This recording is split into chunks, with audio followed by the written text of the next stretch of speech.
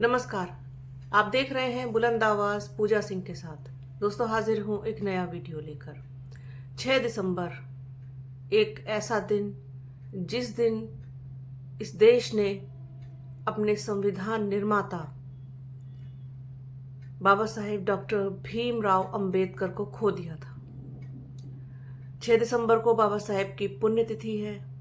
उनका महापरिनिर्वाण दिवस है, जिसके लिए बसपा इस बार एक बहुत बड़ी श्रद्धांजलि सभा आयोजित करने जा रही है। जैसी सभा उसने 9 अक्टूबर को लखनऊ में की थी, वैसी ही 6 दिसंबर को नोएडा के दलित प्रेरणा स्थल पर बसपा इस भव्य सभा का आयोजन करेगी।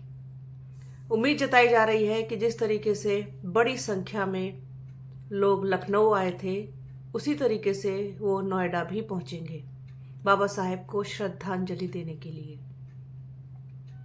बसपा एक बार फिर से तैयार है अपना दम दिखाने के लिए, अपनी पावर का एहसास कराने के लिए।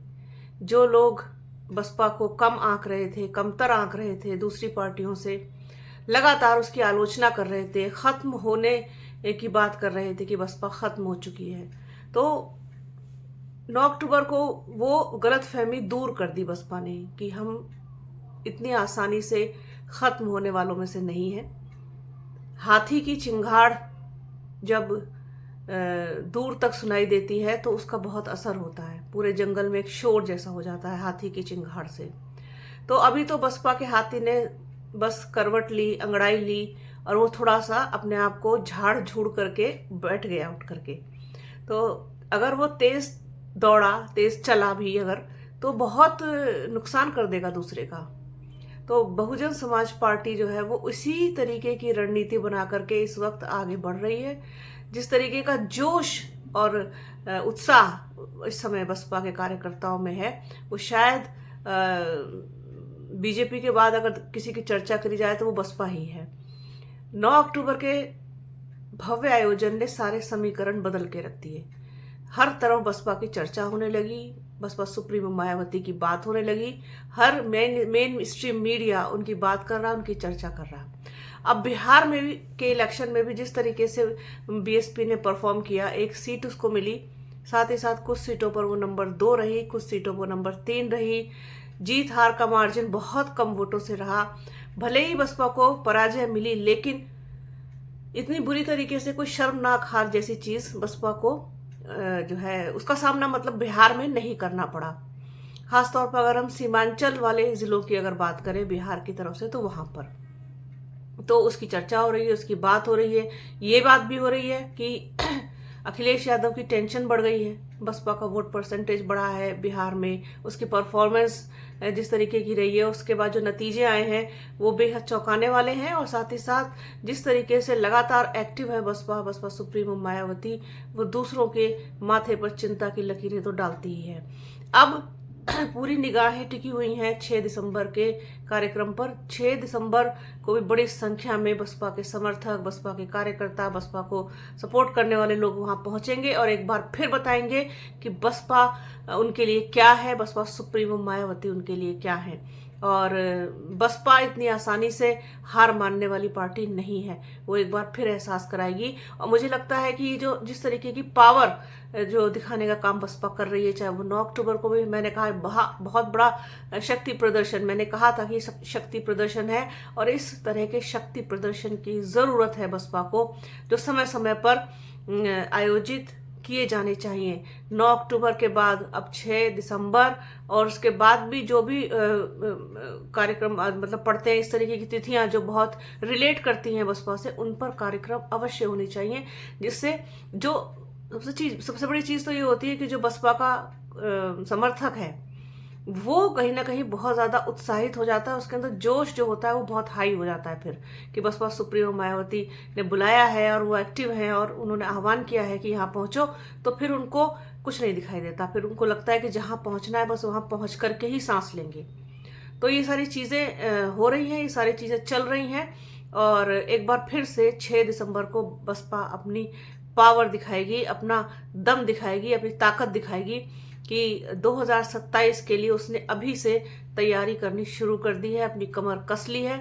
सारी चीज़ों की समीक्षा हो रही है, बैठकें हो रही हैं, कैडर स्तर पर भी काम हो रहा है। पीछे दिनों कुछ इस तरीके की भी खबर थी कि बसपा सुप्रीमो मायावती भी कैडर की मीटिंग्स लेंगी, उसमें भाग लेंगी, अचानक से कभी भी पहुंच सकती है, किसी भी मंडल को वो चेक कर सकती हैं। अगर ऐसा हो जाए तो समझ लीजिएगा कि जितने भी बसपा के ऊपर मतलब आलसी होने के या लापरवाही के जो भी एलिगेशंस लगते आ रहे हैं वो सब मिट जाएंगे, और जो भी लापरवाह लोग हैं उनको जो है सख्ताई के साथ उनको दिशा निर्देश दिए जाएं कि भाई इनका हर सूरत में, हर हाल में आपको अनुपालन करना ही करना है।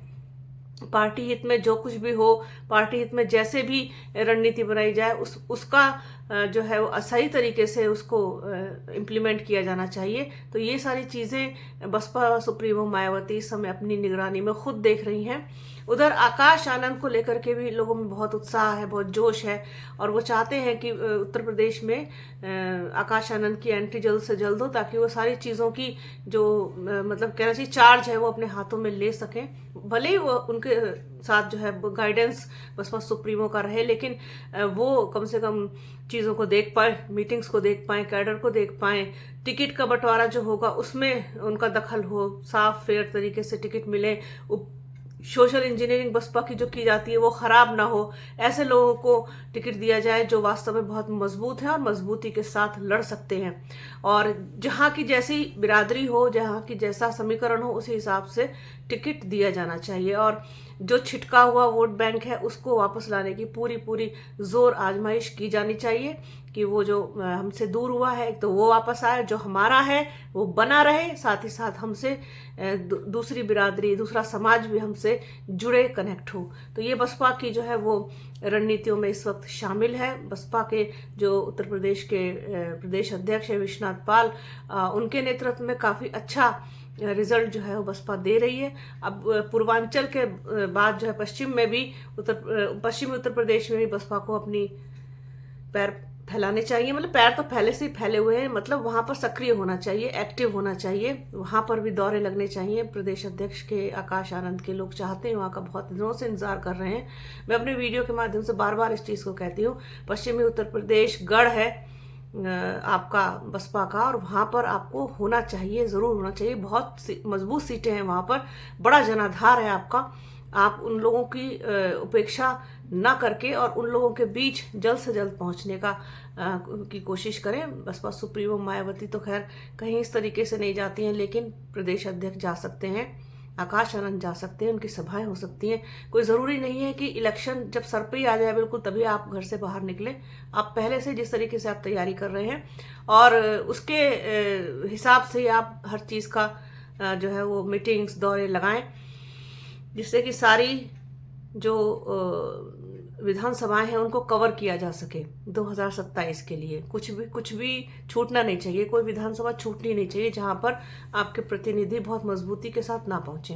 तो कार्यक्रम भी बहुत ज़रूरी है होने, खास तौर पर खास तिथियों पर एक तरीके की मौजूदगी, ऐसी उसका एहसास कराना कि बसपा जो है वो एक बड़ी राष्ट्रीय पार्टी है, तीसरे नंबर की पार्टी है, और उसे कुछ हल्का समझने की कोई भूल ना करे, कोई गलती ना करे। ये इस तरीके का एहसास बहुत ज़रूरी है होना। और ये जो कार्यक्रम हो रहे हैं, चाहे 9 अक्टूबर को हो, चाहे 6 दिसंबर को हो, यही इसी तरीके से बताना, मैसेज देना बहुत ज़रूरी है। और जोश तो हाई होता ही है, बसपा के कार्यकर्ताओं से लेकर समर्थकों तक का, पदाधिकारियों का, सबका जोश हाई होता है जब इतना बड़ी संख्या में उनके समर्थक वहाँ पहुँचते हैं, कार्यक्रम स्थल पर अपने खर्चे से पहुँचते हैं, अपनी मर्जी से पहुँचते हैं। उनको ना लाया जाता है, ना पैसे देकर बुलाया जाता है, अपनी जेब से खर्च करके अपने निजी वाहनों से लोग वहाँ पहुँचते हैं। वो देख लिया सबने, अपने आंखों से देखा, प्रत्यक्षदर्शी बने हैं 9 अक्टूबर के लोग। इतना अपार जन समूह, और बहुत बहुत मतलब कृपा रही कुदरत की कि किसी तरीके का कोई हादसा नहीं हुआ। ये भी अपने आप में एक रिकॉर्ड है, वरना तो जिस तरीके से भीड़ पहुंची थी, लोग पहुंचे थे, भगदड़ हो सकती थी, कुछ भी हो सकता था, लेकिन बहुत ही साफ तरीके से, बहुत ही शांतिपूर्ण तरीके से और बिना किसी विवाद के वो कार्यक्रम संपन्न हुआ। उम्मीद करते हैं कि 6 दिसंबर का कार्यक्रम भी इसी तरीके से होगा।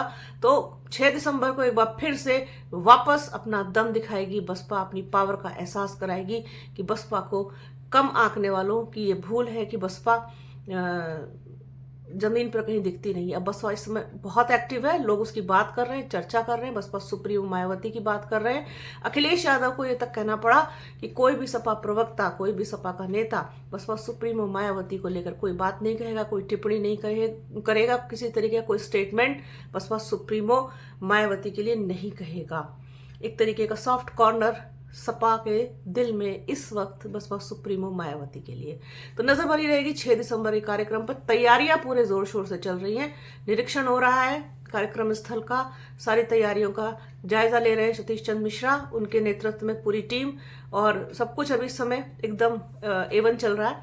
तो इस बीच में और कुछ भी नया अपडेट मिलेगा तो वो भी आप लोगों के साथ शेयर करेंगे। आज के इस वीडियो में फिलहाल इतना ही। वीडियो कैसा लगा कमेंट बॉक्स में जरूर बताइएगा। हमारे चैनल को लाइक कीजिए, शेयर कीजिए, सब्सक्राइब कीजिए, बेल आइकन घंटी जैसी आकृति जरूर दबाइएगा, जिससे कि आने वाले वीडियो का नोटिफिकेशन आपको मिल सके। वीडियो को प्लीज़ पूरा देखिएगा, ज़्यादा से ज़्यादा शेयर कीजिएगा। अपना और अपनों का बहुत ख्याल रखिए। जल्द मिलूंगे आपसे एक नए वीडियो में, एक नए मुद्दे के साथ, एक नई चर्चा में। तब तक के लिए जय हिंद।